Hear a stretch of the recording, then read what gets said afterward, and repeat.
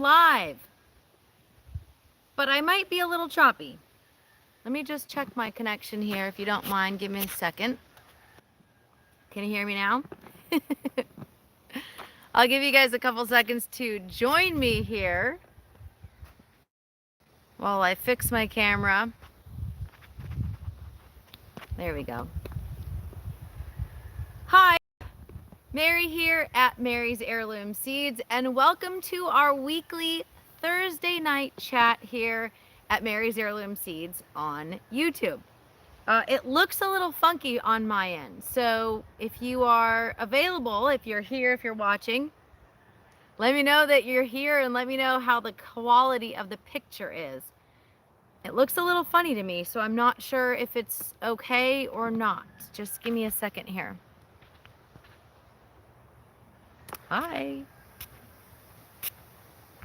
Okay, we should be ready to go. Hi, I'm Mary. For those of you just joining me for the first time, welcome.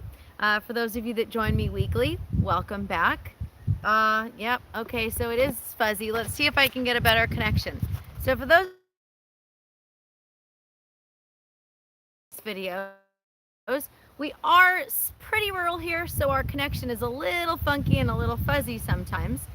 Today seems like one of those days because it is very, very windy here, and I'm farther away from my internet connection than I normally am, and maybe I need to scoot a little closer, so if you'll give me a second, I will get closer. If you're watching tonight, please let me know if I'm a little too fuzzy or if you can see me just fine. Get a little closer there. Okay, so tonight I'm going to talk about just the basics of seed saving. Now, we are an heirloom seed company, yes, but I do like to help people grow more sustainably, and sometimes that means you look great, 10 by 10 from Oregon. Oh, awesome, thank you. Okay, so every time I go live, every week, I usually have a new topic. Sometimes it's just a general questions and answers. You can ask me your questions and I'll answer what I can. If I miss your question or if I miss your comment, please have patience with me. Not last week, but the week before, there were all these comments and I didn't even see them. YouTube didn't even show me as I scrolled through while I was live, and it didn't show me until I was already finished with my live video. Today I'm having to hold my camera, even though I have a snazzy tripod, because it is crazy windy. You can see all the plants moving behind me. So there's a couple things that I just like to share every time I go live before we get started with our normal topic. In the description section of this video, you will find links to, Deborah says thanks, I'm good. In the description section of this video, you will find links to different articles I've written, videos we have, our social media, and also a link to our email. So tonight I'm going to send out an email as soon as I'm finished with my live video. And of course, probably as soon as I feed the little teeny bottle babies that we have, I will be sending out an email to all of our customers. Yeah, it is very windy here today, so thank you for bearing with me here. So this week I have been focusing on seed saving as a topic. So if you follow me on Facebook, you've seen that we had the last few months we've had daily themed topics, and I try to share all of that great information. So the last 2 days has been about seed saving. So number one with seed saving is you want to save seeds from an open pollinated variety, specifically heirlooms. Of course, we like heirlooms because they have a history. They are typically an older variety, and open pollinated means you can save those seeds and you'll get the same or similar plants as the parent from those seeds if you grow them the next year. I had a customer send me an email asking about loofah. If you plant different types of loofah next to each other, is there going to be a problem? There isn't going to be a problem necessarily if you aren't planning on saving seeds, or if you don't mind that those won't necessarily be true seeds. Those two different types of loofah aren't going to cross-pollinate in the first generation and show up in first generation crops. You typically see cross-pollination in second generation crops. So that brings me to my next one is if you are planning on saving your seeds and you want true seeds, you want pure seeds for future planting, you want to make sure that you either plant with spacing in mind so that you have a certain amount of distance or barriers in between same or similar crops, or only plant one variety. I had a video on Facebook called Promiscuous Plants. Squash is the most promiscuous, and they will cross-pollinate. If you've got summer squash growing, 2 different types, they can cross-pollinate and you'll get something wacky the next year if you save those seeds. But things like summer squash isn't going to cross-pollinate with your peppers, and tomatoes aren't going to cross-pollinate with your peppers. So in that type of situation, you can plant the same, you can plant those 2 varieties, a tomato and a pepper, in the same bed, and you're not going to have to worry about cross-pollinating. And it's actually a myth that if you plant hot peppers next to your tomatoes, that you'll end up with hot tomatoes. It doesn't work like that. Usually, if your fruit, your tomato or your pepper, tastes off, usually it's a water or a nutrient or a soil issue, not necessarily that you planted spicy peppers next to your San Marzano tomatoes. So just throwing that out there for you as well. If you aren't signed up for my email list, the link is in the description section of this video. We are going to be sending out a couple awesome emails pretty soon. One is going to be about a lot more in-depth about seed saving, and also some deals and specials, and we've got a giveaway going in June, so there's a lot coming up. So the next one you want to think about is collecting your seeds. Some seeds are very easy to collect. Hey, welcome, thank you everybody. Some seeds are very easy to collect. Sorry, I'm blowing away here. Some are a little more difficult to collect. So you've got wet seeds versus dry seeds. So you have like onion seeds. I'm going to show you over here. I'm going to show you in a second a couple of the different varieties that I have ready to go for seeds. Hey, David. I don't have everything ready to show you as far as seed saving goes because it's still early in the season. But there are a couple things that I can show you actually right here. It's starting to blow away. Put it right in my face.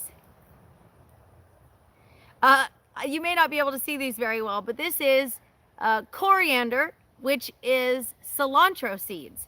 So what happens with cilantro is it gets hot and it gets older and it produces these giant shoots that come up, and on top of those shoots, let me grab it here again. On top of those shoots produce flowers, and then from those flowers you have these tiny little balls. Coriander is cilantro seeds. If you ever are in the grocery store and you see coriander as a spice, there you have it. David says many flower seeds and vegetable seeds that are small are super complicated to handle and plant. Sometimes you use paper towels and spread it on them. Yes, I'm going to get a little bit into that as well. So some seeds can be harvested fairly easily and some seeds need a little more work. So I mentioned to you the easier things like cilantro. What's the most challenging seed for you personally, commercially level? I haven't tried to save eggplant seeds. Eggplant seeds are actually fairly easy, and that was what I was going to get to next. Let me go back to the wet seeds, dry seeds. Wet seeds would be considered something like eggplant because it's in the fruit, or tomatoes. Tomatoes are actually on the tougher side. And one of my customers had mentioned to me that she had had horrible germination rates from her own saved seeds until she started reading some of my posts about seed saving. Tomatoes can be difficult. Tomatoes, oftentimes people use fermentation for tomato seeds, and it works tremendously. It's much better germination-wise for future use when you ferment your seeds. And it's just simply scooping out those seeds and you're putting it in a bowl with water, and all that all that gel will rise to the top, and it turns into a funk and it stinks, and you skim it off, and then you can rinse out those seeds, and usually you have pretty good viable seeds. Last week I was itching like crazy, and my mom noticed. Of course, my mom watches me live every now and so she sent me some natural DEET free pest spray, like mosquito spray, and I think it's working, but I'm not 100% sure. I am a little itchy, but not totally crazy itchy. I found out there's a pond not too far from us. It's literally on the next property over along the fence line, and they have a big wooded area around it. So that's probably why I'm being eaten alive by mosquitoes.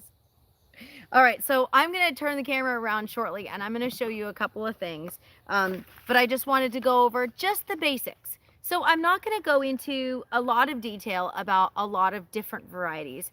This is going to be more of a basics. So before you even get started on seed saving, I mentioned you want to go with open pollinated varieties because those are typically going to be more true to the parent plant.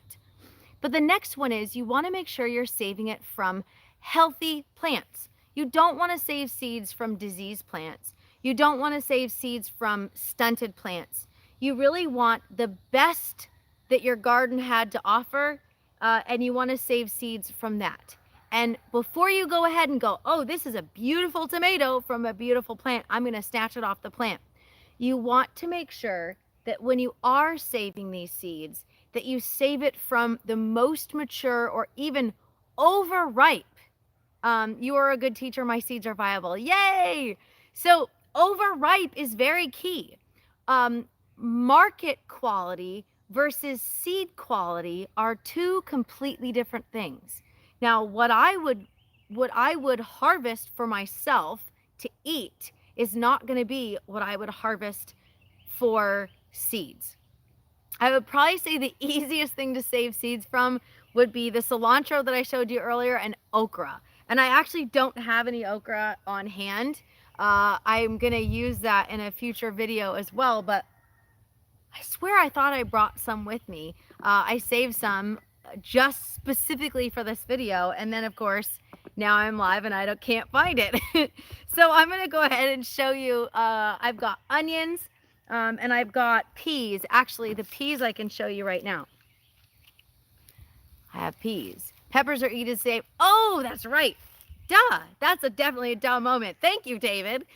Peppers are way easy. But again, you want to make sure that you have an overripe pepper that you're saving from and not necessarily like something that you would want to eat right now. So this is these two. Let me see if I can get a better look at it. These two are peas. Okay, so this one's obviously a purple potted pea. Pretty easy, right? Now, I'm not going to eat this. This is starting to dry. The outside skin is very tough. I posted on our Instagram page and our Facebook page a picture of radish pods. I do have radish pods, and I can show that to you today too, but they're not ready for seeds. What I have right now is edible. Oh my goodness, they are delicious. And I plan on having rat tail radish seeds very soon. And rat tail radish seeds produce not necessarily a viable root crop, but seed pods. Radish seed pods are edible and delicious. Okay, so this is a pea pod. This is a shelling pea, and it's purple. You can't really see it. You may not be able to see it very well. But I have one that I cracked open here so you can see what it looks like. Peas in a pod. Hey, our tiny acres, thanks for joining us. So this is a pea pod, and those are the seeds inside. So what I'm going to do to save these seeds is I'm going to pull them out of the seed pod because the seed pod on the outside is dry. So now I'm going to open this up and I'm going to store them. David says, I love rat tail radish. They look like beans but taste like radish. The radish pods I'm eating right now every day. I come out to the garden to water or just to check, and I eat the radish pods. Yes, I will save some for seeds, but the first bed that I planted was just for me because I love radish. Anyway, so peas in a pod, super easy. So from here, once I collect these seeds from the pod, I'm going to store them in an area that is cool and dry and away from direct sunlight. So this is kind of the full circle of our seed saving. We're going to wait till we have a overripe pod. Then we're going to collect it from this pod, and I'm going to let it dry completely. That is one of the common issues that people face, is they store these seeds when they're still wet. And wet seeds that moisture will mold, and it can destroy your entire collection of saved seeds if you don't save them dry. So dry seeds are very, very important. You definitely want to make sure that all of the seeds that you store are dry. Do you wait for your shelling peas and dry beans to rattle before you remove them from their shelf? Usually, yes. That's a good point. So sometimes I will open them up just to double check it, because when we do save seeds, I'm going to save big handfuls at a time, not necessarily a couple pods. So yes, I will take this pod that's drying, and I will store it like this. And then when I'm done, I will open them up like you mentioned, and they rattle, and then I'll take it apart. What about lettuce? I have endive lettuce and tons of flowers because they bolt. I'm not sure when to harvest the seeds. Do I wait till the thick stalk is dry? That flower on that lettuce is where your seeds are. It's inside where that flower is. And unfortunately, I don't have anything ready to show you right this second. I do have pictures on my computer, but I don't have it here while I'm live. I will show you what a lettuce looks like before it starts to bolt, but I don't have a lettuce that's bolting yet. Okay, so I'm going to turn around. I've done my 4-step or 3-step process on saving seeds. We're talking about basics here. We're not talking about the full circle. We're not going into complete detail about all of the seeds because there's a lot of different seeds to store. But now I'm going to turn around and I'm going to show you some of the varieties that we have ready to, not necessarily, hey Alan, you made it. Not necessarily ready to harvest the seeds right now, but I'm going to show you what it looks like so you can familiarize yourself. Dry rattle, yes. Peace of mind farming, yes. I do wait until it is dry and, like you said, rattling before I harvest them. I had an article I did about food storage prepping in the garden, and we talked about dry beans. That was the most recent one in our food storage prepping in the garden series. And I shared a picture of dry beans inside the pods. And yes, I harvested them dry, and then I stored them to dry even further. And then I went ahead and saved those seeds from there. All right, so I'm going to flip the camera around, so bear with me here for a second. You're going to see my woods real quick. Maybe. There you go. Okay, so there's my woods. Our fence is up, so I'm super excited about that. Okay, so we have onion flowers here. I am super excited about that. Let's see if we can get it up close. How cool is that? Onion flowers are so beautiful, and I'm not ready to harvest this yet. All of these little buds here have seeds inside, and they are not mature yet, so it is not ready to harvest these yet. Now we have amaranth. This is what I call a volunteer. So this popped up in my onion bed here, and this here on your amaranth, right there, growing up in the middle, this is where the seeds are going to come out. So the seeds grow from here, but you want to make sure that that grows gigantic. It's going to grow, this is Hopi red diamaranth. You can eat these leaves, and then once they're ready, you can go ahead and harvest those flowers. I just posted on our Facebook page about how to do that as well. Now we're going to take a little walk around here. You're going to see my edible weeds. I don't like weeding. This is, okay, so this is peppers, and inside, hiding in my peppers, is lettuce. And you see this here? You may not be able to see it very well. that is the flower that's going to come out. That's the stalk that's going to come out from this lettuce. We're going to show you that giant lettuce there. It's growing, and there's that stalk, and it comes up there, and right there you're going to have a stalk come out, and there's going to be flowers there, and that is where you're going to harvest those leaves. I'm sorry, those seeds. We're not ready yet, so we're going to go check out over here. So my husband says the other day, he says, your peas are dying. Did you stop watering them? And I said, well, no, I'm saving seeds. So here you can see what my peas look like. We're about to harvest those seeds. Now I'm going to pull this off. It's nice and dry and crispy. See that? Beautiful. And then here, all right, I'm going to flip you around here. Ha, there we are. You can see my mess over here. Hi. All right, so what do you think? Is there any specific questions you might have about which varieties of seeds? Before I finish for the day, I encourage you to send me an email if you have specific questions.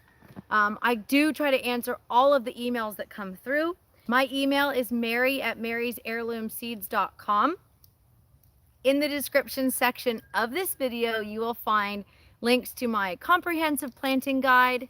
Let me just see real quick. Cool. Comprehensive planting guide, a link to our email sign up. Very awesome.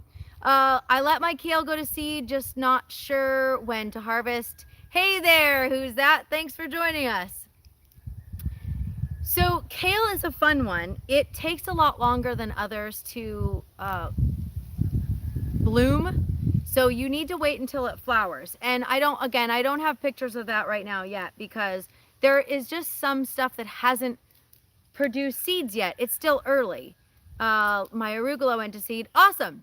So we're talking about just basics of seed saving. I would be happy to Our Tiny Acres. If you send me an email, I can send you pictures of it. I don't have all the pictures right now live. It's flowered with pods. Perfect. So hold off on those. You'll see the pods, and you'll see the pods will dry out. I'll share that information a little bit later. And you know what? I forgot to share my radish pods, but I'm already sitting down and I'm really hot and I'm really exhausted. So I'll share the seed pods for the radish at a later time. For those of you who didn't join me recently, I have broccoli in huge pods. Awesome! I'm glad to hear you're saving some broccoli seeds pretty soon. For those of you who haven't seen our social media posts, we rescued 2 bottle baby kittens at 10 days old, and it has been, they are now 4 weeks old and 2 days. So their feeding went from every 2 hours to now every 4 hours. So we're getting up at like 1 a.m. to feed them. So I'm a little sleep deprived. But they are cute as can be. So they keep me busy.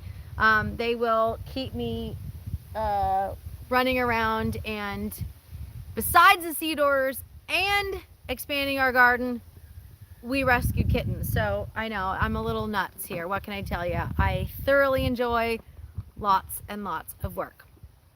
All right, so like I said, if you have specific questions about a specific seed, or you're looking for an indication of what it's supposed to look like, I have a lot of images on my computer from past seed saving. I just can't do it while I'm live. So if you do have a question, you can send an email to mary@marysheirloomseeds.com and I will answer. You can also check out our social media, Facebook, Instagram. I do share a lot of images there. And like I said, the last 2 days, I have shared a lot of information about seed saving specifically. My cabbage is growing. I planted seeds 2 weeks ago. Awesome. Congrats. These red things you see here, that's Hopi red dye amaranth. And I didn't take my own advice, and I didn't bag the seed heads before they went to seed completely, and they spread all over the garden. Which seeds are the most challenging for you to get to seed, harvest, and to market? I don't really have one that's been super difficult. I'll have to say that. Originally, it was tomatoes. When I first started seed saving, tomatoes were my most difficult. But the fermentation process, once you figure it out about how long you need to do it and how it works, it's not as difficult anymore. It can be a little intimidating at first. So I would have to say in the past, that was it. I just don't have a big, I don't necessarily have one that I struggle with too much. Yeah, the amaranth, if you don't want it to spread in your garden, which honestly I don't mind. I call it free food. It's all over the place and we eat it all the time. I gave sunflower seeds to the birds and they planted, yeah, and they go all over the place. The purple hull peas came up by themselves from the pods that fell on the ground. That is a really easy one to save seeds from. Lettuce is another one that can be very tricky to save seeds from. So you asked what was the most difficult or what do I have difficulty? Sometimes lettuce can be difficult just because the seeds are so small and they just kind of fly off. Yarrow can be difficult because the seeds are so small. That would be a more difficult issue is the teeny tiny seeds, what Doc calls dust seeds. So those are a little more difficult because even though they are usually in abundance on a plant, when you're saving seeds, they are teeny tiny seeds and they're a little more difficult to kind of contain. All right, that's it for me and my brief talk, my somewhat brief talk about seed saving. I showed you a couple things that we have that we're saving seeds from right now. Like I said, it's definitely not all we're saving seeds from, but that's what I have in this garden. I've had people ask me to show them all of our gardens, and I really can't because as I mentioned earlier, we are pretty rural here, and I can't go very far from my internet connection in the shop back there, or I lose you and then you don't see anything. So I will share a lot more this season, not live. I may not be able to go live, but I will be able to film a video of where we're saving some seeds and then show you the process a little better once again we're closer into the season and not just the beginning. That is it for me. I hope you enjoyed my brief video on seed saving basics. If you have any questions, send an email to mary@marysheirloomseeds.com. Definitely check out our email list. Sign up if you can. Hit that thumbs up button and subscribe to our YouTube channel. And we have a lot more coming. I will have a more in-depth article written on my website specifically for seed saving to give you a better description and a better explanation. That's it for me. Thanks for joining me and happy planting.